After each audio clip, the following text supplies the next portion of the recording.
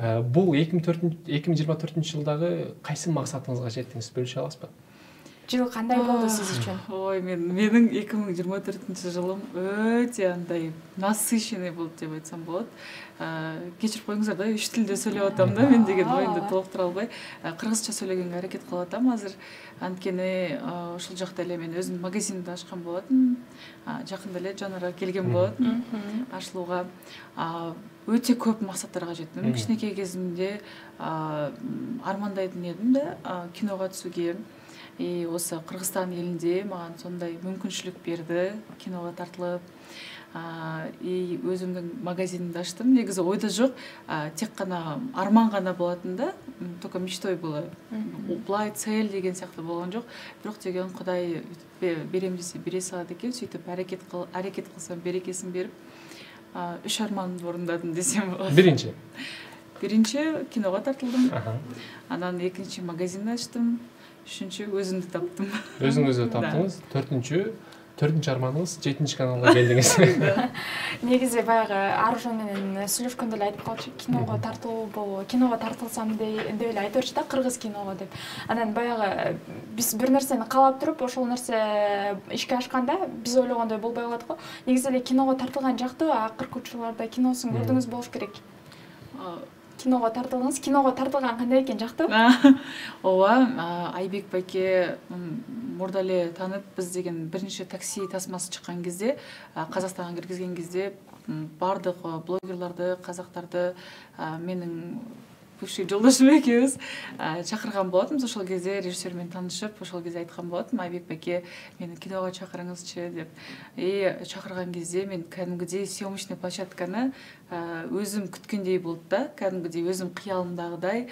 Ана жакта режиссерлор бирдеңке кылып атат, ана жакта актрисаларды бүтүп андай плед берип, чай берип мынтипчи. Анан Өмүрбек байкеге чоң ыраазычылыгымды билдирем, анткени Өмүрбек байке менин ишимдеги өзүм билмейтин таланттарымды чыгарды да. Дубль кадр дегенде ыйлаганды үйрөттү да мага. Анткени биз деген обычный адамдар билбейбиз го, кантип кай жерлерде ыйлаш керек экенин. Сөйтүп кәдимгидей мага 7 дубльдан үйрөткөн болотун. Аябай жакты мага. Жакшы. Эгерде бул жакта карасаңыз, бизде жаңы жылдык атмосфера окусаңыз эле, бизде таң сыр деп жазылып турат. Анан биздин эфирге келгендердин бүт эле сырын ачабыз да. Эгерде сыр болбосо, канча жаштасыз азыр? Мен 24 жастамын. 24 жаштасыз. Негизи 24 жашта бул деңгээлге жетиш дагы өтө кыйын. Өтө кыйын. Эң эле ийгиликтүү айымдардын катарын толуктайсыз. Жакшы. Бизди сурай турган нерсе, мен мындай казакча сүйлөсөмбү деп мындай ойлонуп. Казакча сүйлөй бериңиз, мен түшүнөм. Биз эле кыз болуп калбадык, кыргыз элинде. Каалоо тилектер болсо жазсаңыздар болот, албетте биз кабыл алганга даярбыз. WhatsApp номерибиз 0507 770 070 сандарына байланышка чыксаңыздар болот. Мен башында айтып кеткенбиз, мен суроону берейин деп калгам, бирок жарнамалык тыңоодон соң берейин. Кыргызстанга келип мен айтып кетпедимби, Казакстанга барсам, баягы казактарды эле кыргыздар менен айырмасы жок. Сиз эмнени байкадыңыз кыргыздар деген? Негизи байкарап отсаң, бизде түрк элбетибизде, салт дастурубузда баары окшойт го, сондуктан казак кыргыз бир тууган дейт. Бирок баары бир неге өз арасында бөлүнө берет дейм да. Мен мисалга мына жакка келген кезде, энди барлыгы эмес, бирок кыргыздардын көбүсү мени колдойт, Аружан, алдыга баса бер деп. Биз сени ар дайым колдойбуз, кыргыз эли сени менен бирге деп. Бирок арасында негатив да болот да, типа өз элиңе кет, өзүң элиңде иштегиле дегендер болот. Мен ошондой негативтерге мән берем да. Андай өзүм думга кетем да. Бирок казак менен кыргыздын ортосунда эч кандай айырмачылык байкаган жокмун. Баары окшош. Но одно көбүсү байкайды, кыргыздар мейманчыл келет бизге караган кезде. Бизде уже андай өсүп кеткен деп айтат го, казактар кичкене уже более американский, андай башкача андай шетел жакка кетип калган да. Но Кыргызстанга келген сайын всегда дастархан жайып тосуп алатын. Вот мен мамамдарым постоянно айтатын, аяктарын жерге тийгизбей каршы алат депчи кыргыздарды. Вот так ешкандай отличие көрмөдүм мен. Анан баягы азыр мынакей жаңы жыл жакындап калды. Дал ушул эсиңде калган жаңы жылды сурагым келет. Эсиңизде калган жаңы жылды эстеңизчи. Былтыр деп. Былтыр жаңы жылды Ош шаарында больницада каршы алган болотунбуз биз. Ошо эсимде калган. Анткени бир өлүмдөн аман калдым го, Кудай карасаң. Сол кезде Кудайга шүкүр деп кәдимгидей өзүмдүн өмүрүм 180 градуска өзгөрүп кеткен. Көп нерселерди осознание келген. Биз күнделикти ойлайтын майда заттар болот ғой. Наган уайымдаймыз. Оказывается, өмүрүң деген андай кыл үстүндө болгон кезде бул уайымдардын барлыгы эчтеңкеге турарлык эмес болуп калат экен. И сол өткен жылы, вот 2024-те енді каршы алган кезде кәдимгидей өмүр бакый эсимде калатын жаңы жыл болду. Жакшы. Анан мынакей 25ке кандай план, кандай дем күч менен тосолайын атасыз? Ой, мен әлі итоги года не подводила, андай бір өзім деген план қойып қойған болчумун да, отырып план жазамын деп. Бирок 2025-ке денсаулык мен самый главный енді осы авариядан кейін түшүнгөнүм, адамга эң биринчи денсаулык керек экен, калганы бүт баары калган болот. 2025-ке сол өзүмдүн үйүмдү алгым келет. Кыргызстанданбы? Эки жактан да. Анткени ал жакта да, могул жакта да кәдимгидей эки элге сиңип калдым да енді. Сондуктан эки жакта да тастагым келмейт. Жүрө бергим келет, ошол жерде эки жакка да эркелеп. Кыргызстан баягы өзүңүздүн эле бир жакын жериңизде эле болуп калды окшойт да. Бир карасаң Казакстанда, бир карасаң Кыргызстанда болуп. Андай болот го, айылга барасың го, туугандарыңачы, ошол сыяктындай. Мына жакка барам, андай туугандардын үйүнө келген сыяктымын да, уже туускандарымдын уже давний көнүп калдым кәдимгидей. Келесі біздің көрүүчүлөрдөн келген суроолорду узатсак ошоңо. Дагы бир жолу экранга айтып кетели. Биздин WhatsApp номерлерге жазсаңыздар болот. Өзүңүздөрдүн каалоо тилектер балким Аружан аркылуу өзүңүздөрдүн жакындарыңыздарды куттуктап кетсеңиздер да болот. WhatsApp номерибиз 0507 770 070 номерлерине жазсаңыздар болот. Кесиптеш, мен бере турган суроо мындай да. Ушул кээде ойлоп отурган нерсени бир нерсени ойлойсуз да, бир нерсе кылсам экен же бир орусча айтканда мечтать этесиз да, бир нерсеничи киного түшөм деп. Ошол Кудайдан сураганда, мисалы биз дуа кылып сурайбыз. Анан не только дуа кылып, мечтать эткенде да Кудай Таалам ошону кабыл этет экенинди сиз түшүндүңүз ба? Ооба. Ол суроо болдубу? Иә. Түшүндүрмөй эле дуа кыласызбы деп па или кандай? Жок, Кудай Таалам дуаны гана эмес, жакшы ойду да кабыл алат экен. Биз таң эрте баягы кесиптешим менен медитация тууралуу бир аз сүйлөшкөнбүз да, анан кийин ошол нерсени айткыңыз келип атат. Ооба. Мен ар дайым сиз типа дуа кыласызбы деп сурак койгуңуз келип турмун? Иә, дуа кыласызбы же ойлонасызбы, мындай жакшы ниет кыласызбы? Жок, албетте мен өзүм негизи көбүсү ойлойду ғой, негеден имандан хабары жок деген сыяктуу. Мен өзүм акем менин 13 жашымдан баштап намаз окуйду. И кичинекей кезимде мени постоянно алып жүрген кезде бүткүл сүрөлөрдү барлыгын үйрөтүп, диндеги андай болот ғой. Кандай жасауга болмайды, Аллахтан калай сурау керек экенин барлыгын папам мен кичинекей кезимден үйрөтүп болчу. И обязательно кыялданган кезде тек гана айтады ғой, қазір ойымды жинақтырып алайын. Адамға сенбе дейді да, адамға сенбе, тек қана Аллахтан ғана сұра. Адамға тәуелді болма, Аллахқа тәуелді бол деп. И всегда мен сұраған кезде, мен Аллахтан сұраймын, типа, мені ешқашан адамға тәуелді қыла көрме, тек қана өзінен ғана сұрайын деп. И қиялдаған кезде обязательно мен өзім кешке қартай дәрет алып, Аллахтан сұрап, кәдімгідей, мен сначала итоги дня подвожу, кешке қартай отырып, бүгін осындай қылдым, осындай сіз Алла Тааласы маған бердіңіз, соған көп рахмет, шүкір деп, одан кейін өзімнің кішкентай қиялдарымды сұрап қаламын. Негизи сизде баягы өзүңүз айтып кеткендей эле мени эми динден кабары жок деп ойлоп калбадың, ошондой сыяктуудай болуп калды окшойт, Андай сыяктуу деле эмес. Мен айта турган нерсем, Кудай Таалам биз дуа кылбасак дагы жакшы кыялдарыбызды кабыл алат экен. Анан балким сиздин жакшы кыялдарыңызды Кудай Таалам кабыл кылып, ошол нерсеге жеттиңизби деген суроо болмокчу. Мүмкүн.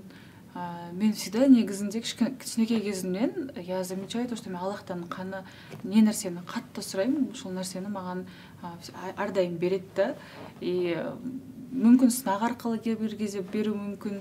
Өйткені адам баласы біз пенде болғаннан кейін сынақ арқылы бермесе, біз ол нәрсені көрмейміз да, как будто таки должно быть деп. Ой, неге анада мынандай, менде неге мындай жоқ деп.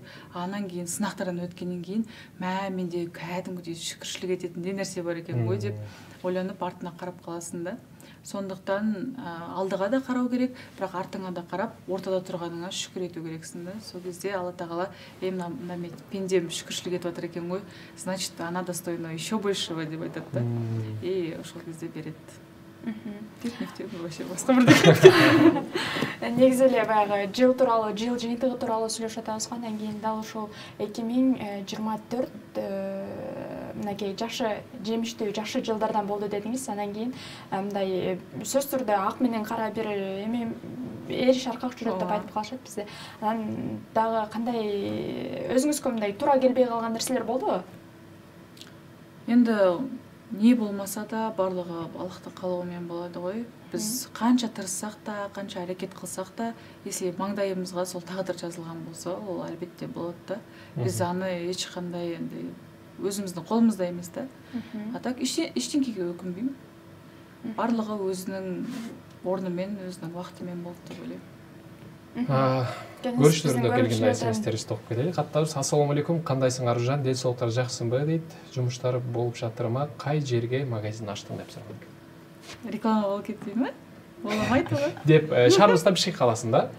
Алеми Инстаграмнан көрсетесіз. Ассалаумағалейкум, 7-ші канал. Аружан, саға қаларым, денсаулық игілік қалайым. Ешқашан чөкпі дейді. Bir ғана алдыға жыл көре албастар сүйлей береді. Аллахым екі дүйіне бақтылықты берсін деген екен. Әлеме саламатсыңар, Аружанның қырғызша әрекет қылып сөйлеп жатқаны расшылық. Көп учурда қырғыздар сөйлегенде орыс тілін көп қосып сөйлейді демес пе дейді. Денсаулық өмір, бақыт қалайым, Аружан үшін жақшыры беріп қойсаңар, гөлден салам, чоң бақыт қалайсыз дейді. Рахмат. Сөз түрдө алдыңкы мүнөттөрдө дал ошол Аружан үчүн жаңыратын да. Ооба, албетте. Көрүүчүлөр дагы сиздин кыргызча аракет кылып сүйлөп атканыңызды аябай кубандырып аткандай дагы бир жолу далил. Андан сырткары бизге түзгө байланышка чыккысы келгендер аябай көп болуп атат, бизге чалуулар. Бирөөсүн кабыл алалы анда. Алло, саламатсызбы? Алло, саламатсызбы? Сиз түз эфирдесиз? Саламатчылык. Кутман таңыңыз менен. Кутман таңыңыздар менен. Рахмат. Эжеке сурооңуз барбы? Келе жаткан жаңы жылыңыздар менен. Рахмат. Сыналгыдан алысыраак тура алыңыз. Мен кабыл тилек айтып кетейин дегем Аружан кызга. Айта бериңиз. Келе жаткан жаңы жылыңар менен.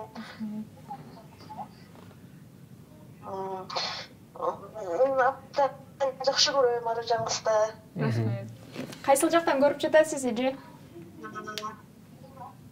Сыналгыдан Талас шаарынан. Сыналгыдан бир аз алысыраак туруп алсаңыз.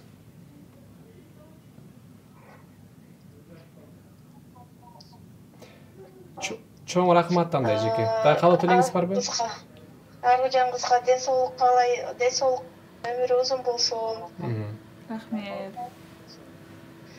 Сиздердин да келе жаткан жаңы жылыңыздар менен. Чоң рахмат. Чоң рахмат эжеке, сизди да келе жаткан жаңы жылыңыз менен куттуктайбыз. Бар болуңуз, үй-бүлөлүк бакыт каалайбыз. Чоң рахмат эжеке. Бизге чалгандар аябагында көп болуп атат чындыгында. Чоң рахмат, ардактуу көрүүчүлөр. Сизге дагы каалоо тилектерин жазгандар, чалгандар дагы көп. Дагы бирөөнү кабыл алалы. Алло, саламатсызбы? Алек, саламатчылык, кутман таңыңыз менен. Саламатчылык.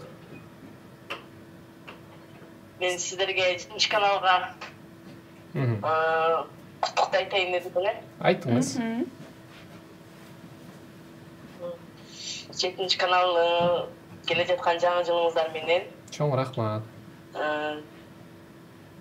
Ишиңиздерге ийгилик. Рахмат. Ошодон пайдаланып, Аружанга да каалоо тилек айтып кетейин дедим эле. Аружан, ишиңе ийгилик. Рахмет. Эң сен мыктуу, акылдуу кызсың. Ар дайым жакшылыкта жүрө бер. Рахмет, амин. Эгерде капа болбосоң, эми Арген менен эгерде таарынышып жүрсөң, жараш деп айтмакмын. Рахмат. Чоң рахмат. Кайсы шаардан байланышып жатасыз? Мени Карагылжадан. Чоң рахмат Оштон. Чоң рахмат. Сизге да үй бүлөк бакыт каалайбыз. Келе жаткан жаңы жылыңыз менен. Аружан айым сизди угуп жатат. Сизге терең ырахмат билдирди. Чоң рахмат. Рахмат. Аружандын номерин албасам, сиздерден суранычы. Рахмат, сизге калтырып коебуз. Дагы чалуулар бар экен. Албетте бизге чалуулар аябагында көп болуп атат, бирок биздин убакыт аябай бир аз кыскараак.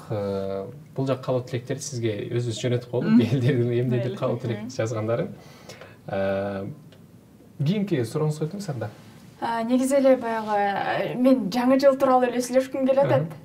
Дал ошол баягы кичинекей кезибизде жаңы жылдар эсибизде калат го, ошол үй бүлөңүз менен өткөргөн жаңы жылдардай кызыктуу окуяларыңызды айтып бериңизчи. Эң эсиңизде калган, кызыктуу болгон. Эң эсимде калган негизинде булай болгон, менин папамдын өзүнүн экинчи үй бүлөсү бар да, ошол жака мен айылга постоянно барып турчумун да. Сиз сураган кезде сразу сол эсиме түштү да. Ошо айылга барып, анан бир кезде мамамдын настроениясы болбой калды да. Папамдын тууган күнү 21 декабрда. Анан папама барам деп айтып койдум да. Өзүм кичинекей болсом да, 12 жаштамын да. Акчамды мамам обедке акча берет го. Ошону жинап папама и папамдын аялына подарка алгам го. Мамам ошону көрө албай барбайсың дейт да мага. Мен ыйлап ана жерде үйдө жылап жатырмын. Бир кезде сагат уже түнгү 11 болайын деп атыр. Айылда уже коноктор жиналып, мага чалып атат, качан келесиң деп. Мен деген жылап, мамага жибермей, бир кезде, короче, балкондон атама айттым. Мондай болот го, балконго чыгасың, экинчи этажда жашайтынбыз да. Балкондон мынтип карап турдум да, атам келет Жигулимен да. Жигулимен келди да. Апашкага айтып кеттим, мархум апа, мама айтса уктап атыр деп айтыңызчы. Мен папанын тууган күнүнө барып келем тез депчи. Сүйтүп атам деген ана жактан бүтүп подъездин үстүндө бар, сол жерден тосуп алды да мени. Мен секирдим, атам тосуп алып, издеп кашып 21 декабрда еще Новый годду тойлоп, папанын тууган күнү. Колунда мындай не сыйлайды го, андай, как называется бит? Бир нелер болот. Орден. Жок. Аялдарга сыйлайт го, андай Төш белги? Төш белги. Ошондой бирдеке. Папама сагат сыйлагам. 150 теңге ма, 200 теңге туратын ол кезде. Ол кезде канча жашта элеңиз? 12 жашта. 6 класс окуйм го. Сол кезде барып, мурнум кып-кызыл, эки бетим кып-кызыл. Ол кезде кыш деген аябай суук болотун го. Ошол кезде мындай кып-кызыл эки яблочко менен барып, ошол кездеги тамактардын папаларым даярдаган тамактар дәмдүү болуп, ёлка туруп, кәдимгидей. Сөйтүп Новый годду мамадан тыгылып барып, папанын үйүнө карсы алып. Сондай болгон. Ошол кез. Негизи казак тили аябай мындай назик тил. Ооба. Ушуну байкайсызбы? Мындай жумшак. Сүйлөтө эле отуруп Мен негизи кыргызча алмаштырып аракет кылып атам кыргызча сүйлөгөнгө. Ооба, мурунку Аружан менен азыркы Аружанда аябай бир чоң өзгөрүү бар десем болот. Мисалы? Мурун биз кыргызча сүйлөгөндө Аружан түшүнчү эмес. Машина түшүнчү эмес. Жанараны тем более түшүнбөйтүм вообще. Ооба, мен сүйлөшүп Аружан экөөбүз үчүн сүйлөшүш кыйын болчу да, азыр баягыдан анча өсүү бар экен кыргызча сүйлөп. Эми сизге бир суроо да. Эмне үчүн кыргыздар казак тилин түшүнөт да, казактар кыргыз тилин түшүнбөй калат? Кандай деп ойлойсуз? Менин оюмча кыргыздар өтө бейимчил халк келет деп ойлойм. Бат эле башка тилди үйрөнүп кетет, көнүп кетет, башка жака жашаса да ошол жактын традициясына көнүп кетет деп ойлойм. Бирок билбейм, мен деген бизге андай сиздердин тилдериңиз кичкене башка восточныйга кичкене жакыныраак болгондон кийин ба, содан кийин бирок сиздерде диалектка бөлүнөт го, Ооба. Ошта, Жалал-Абадта, могул жака Бишкек шаарында башкача болуп бөлүнөт да. Ал мен бар го, кээ бирлер да барат бишкекский түшүнөт да, ал мен болсом Ош тарапты биринчи түшүнөтүм да. Анткени Арген постоянно сөйлөгөн кезде Арген диалектине көнүп калдым да. Потом Жанаранын диалектин түшүнбөйтүм да. Калай эмне деп сүйлөп атыр деп. Мага мали болуптур деп сүйлөшүп атат. Ошондой эле болуп калат. Бирок деген мен көп байкаганым кыргыздар тез тилге бейимделет экен. анткени кыргыздар Казакстанга келетін болса, бир жуманын ішінде қазақ тілін уже көнүп калып, уже қазақша сөйлөгөнгө аракет кылат да. Дагы да болсо бизде аябай көп келип атат. Каттар көп келип атат. Биз окуп койгулачы деп сураган экен, биз окуп коелу. Саламатсызбы? 7-чи канал келе жаткан жаңы жылыңыздар менен куттуктайбыз. Менин апам Шайбүнү келе жаткан жаңы жыл менен куттуктап коюңуздарчы. Биздин маңдайыбызда бар болсун, аман болсун, сиздерге ийгилик. Саламатсыздарбы? Менин жолдошум жакында Москвадан келе жатат. Ак жол каалап коюңуздарчы. Биз айылда күтүп отурабыз балдарыбыз менен дейт. Айылда Шайбү деген апабызды жаңы жыл менен куттуктап кетели. Шайбу? Шайбү. Туулган күнү экен. Шайбу апа, туулган күнүңүзбен жастан жаска жете бериңиз.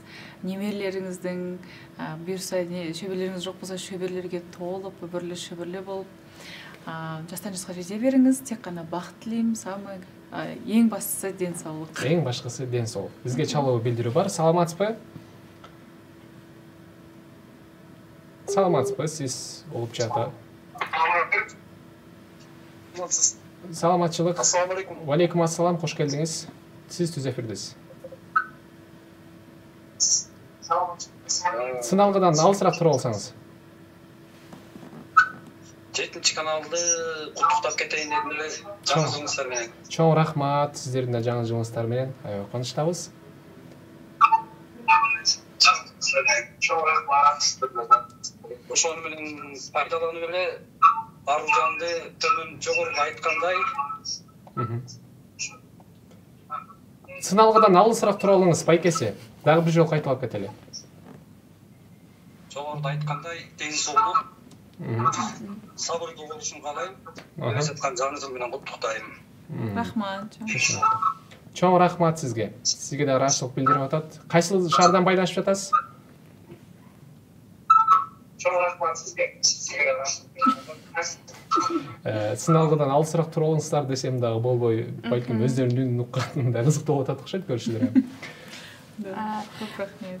Мынакей Аружан, дал ушул быйылкы жаңы жылды каяктан өткөрөйүн деп атасыз? Казакстандан өткөрөсүзбү же Кыргызстанданбы? Болгону бир жума калды. Ошол суроо болуп атат. Менин магазиним ушул жакта болгондуктан биз азыр аябай мемеге акцент коюп атабыз. Магазинге. Ооба. Ошол жакта негизи мен магазиндагы продавецтер да бардыгы айтып атат, Аружан, өзүңүз да жакта калуу керек, 31-декабрь жумуш иштейбиз. Сиз деген болушуңуз керек. Да, болушуңуз керек деп. Энди баарыбыз үйгө баргыбыз келет, но болашак үчүн жумуш истөө керек. Но калайын деп атам ушул жакта. Мынакей сурагым келип атат да. Айтып өткөндөй эле магазин ачып, баягы бизнес тарабындагы алып кетип атасыз. Анан эки блок менен дал ушул бизнес тарапты алып кетиш кыйынчылыкты туудурбай элеби? Кыйынчылык болбой элеби? Эки жакты тең бирдей алып кеткен. Туудурат, себеби блогерствага жүрген кезде сен адамдарга кызыктуу жашоодо көрсөтүш керек да. Ананы көрсөтүш керек. Муну бизнеске кетип калган кезде билесиз, телефон жайына калат да. Мисалга ан жакта закупта жүргенде, могул жакта жүргенде телефон кайсыл жактан, кай жакта экенин билбей каласың. Ошон үчүн өзүм мобилограф менеджер жалдаган болотум. Анткени өзүм жетишпейм да. Аябай кыйын. Анткени сыноолор көп болот. Пикирлер көп болады, хейттар тоже көп болот. Эмнеге Казакстанда ачпайсың, эмнеге Кыргызстанда ачасың деп. Ошону постоянно ойлойм да. Негизи эмнеге чын эле?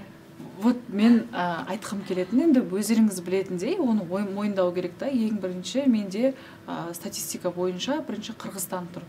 Мени всегда Кыргызстан эли, Казакстан эли деп колдойт, мен өзүмдүн кызы болгондон кийин.